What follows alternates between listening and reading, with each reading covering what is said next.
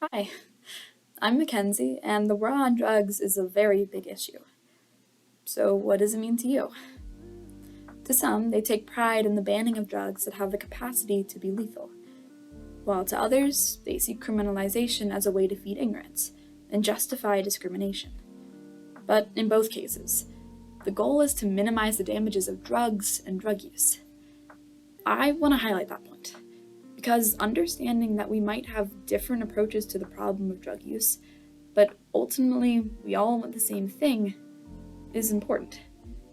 There are no sides, just a problem, with different ideas about what the solution could be. We each have a different perspective based on who we are, where we grew up, and what we've been told. There is no magic band-aid to fix the issue, so we're going to have to work together and share ideas and be creative. We're going to have to try to understand each other and where each other are coming from. This discussion not only includes you and me, but everyone who watches this, anyone who has an opinion on it, and all the activists, alive or gone, that have tried to fight this before. Because one person might not have all of the solution, but together we have the capacity to change the world. Now, enough soapboxing. Let's get down to the interesting part. Who exactly has tried to fight against the consequences of drug use, and how and why did they do it? There was the criminalization of opioids in the 1870s, cocaine in the early 1900s, alcohol in the 1920s, marijuana in the 1930s, and all of this ramped up to Nixon in the 1970s and his war on drugs, stating it as public enemy number one. Activism in terms of the war on drugs was here and there, but it didn't fully ramp up until the 1990s, with the HIV/AIDS epidemic, where the fight for clean needle distribution was at an all-time high. Research on the clean needle exchanges proved that it did help lower the rate of infection, and didn't affect the amount of drugs people were using. Despite this information, in 1988, the White House refused federal funding for clean needles.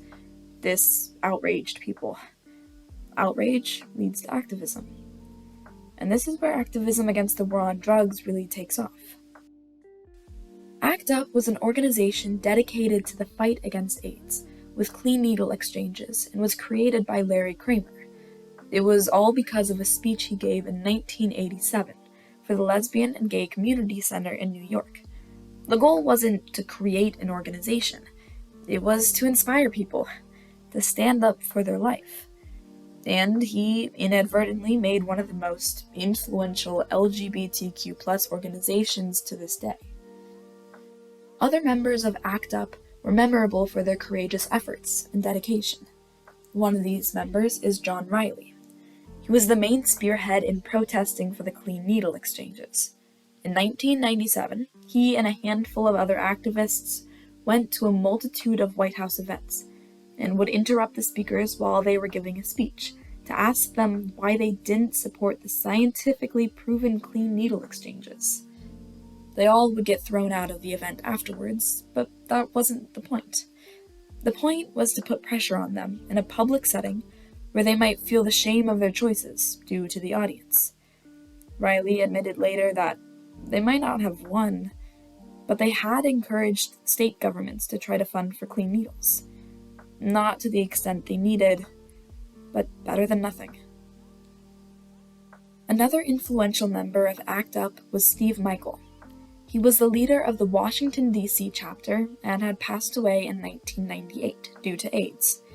And one of his last wishes was to have a political funeral for himself, not only for the thousands of ACT UP members, but also to show the White House what they were doing. They were killing people, and this was one of the people they've killed. While there were thousands more who made an impact to fight for safer and healthier communities, we'll never know all of their names. What's important is that this was the starting point for a fight that would last for generations. The fight for a healthier and safer community is irreversibly tied to gay rights activists. This is the beginning of the fight against the war on drugs. So how do our roots impact the activism we see today? They started the conversation. Now more people from different backgrounds and perspectives can join in. Their perspective was dirty needles killing people from their communities. Now there are police officers, nurses, lawyers, farmers, politicians, social workers, and so many more that now have the room to share their perspective on the dangers of the war on drugs. Different backgrounds, different understandings, but the same goal: to save people's lives. A notable activist today is Ethan Nadelmann. He is the founder and executive director of the Drug Alliance, which is debatably the most influential activist organization for drug policy reform in the 21st century. It helped with policy reform in the early 2000s in California, with the introduction of Proposition 36. This made it so non-violent drug offenders could be allowed to be given probation, rather than jail time if the court deemed it fit. In 2020, they also spearheaded a major drug reform in Oregon, where they stripped criminal charges from drug possession and saved thousands from prison and other punishment-oriented consequences. In an almost ironic way, another strong supporter of drug policy reform is the police force, both current and past members. There's an organization called LEAP, which stands for Law Enforcement Against Prohibition.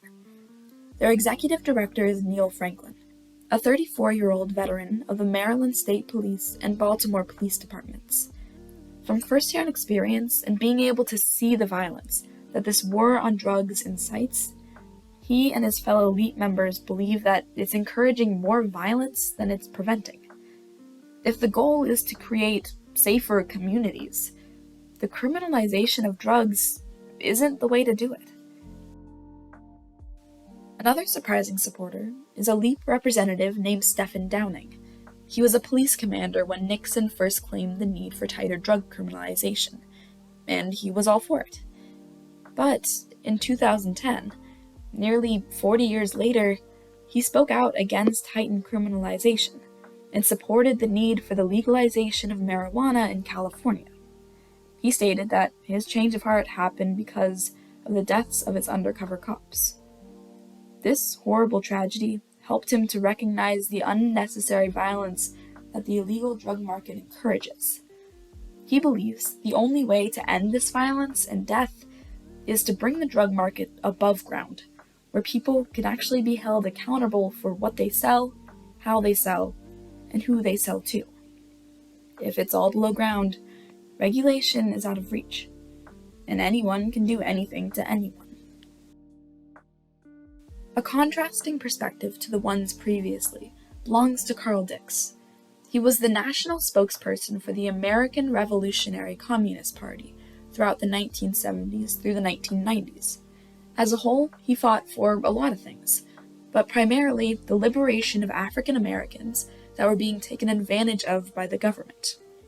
This included, but not limited to, police brutality, mass incarceration, and the war on drugs. He viewed drug criminalization as a way for police forces to justify discrimination against Black neighborhoods. This includes over-policing, unnecessary violence, violating human rights, and many other injustices.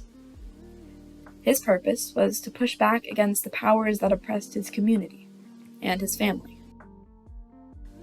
As you can tell, there's a plethora of people and thoughts and ideas and motivations here. But in the end, they're all the same: to save people and communities from disease and violence.